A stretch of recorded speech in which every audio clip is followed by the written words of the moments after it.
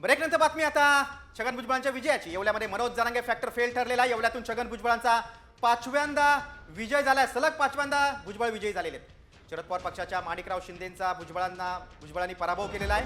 शरद पवारच्या पक्षाने माणिकराव शिंदे असा एक मराठा उमेदवार दिला होता। माळी विरुद्ध मराठा म्हणजे ओबीसी विरुद्ध मराठा असा एक कुठलातरी एक संघर्ष आपल्याला येवल्यामध्ये दिसला होता। मात्र येवल्यात जरांगे फॅक्टर चालला नाहीये। जरांगे पाटील यांनी येवल्यात येऊन भुजबळांना पाडण्याचं आवाहन केलं होतं। तर शरद पवारांनी चूक झाली माफ करा म्हणत माणिकरावांना निवडून देण्याचं आवाहन केलं होतं। मात्र भुजबळांनी येवल्यातून विजय मिळवला।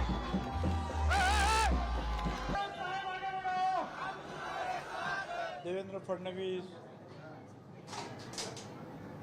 शिंदे साहेब, अजितदादा आणि महायुतीचे सर्व आमदार ज्यांनी ह्या गेल्या 4-6 महिन्यामध्ये अतिशय चांगले निर्णय घेतले आणि त्याचा परिणाम जो आहे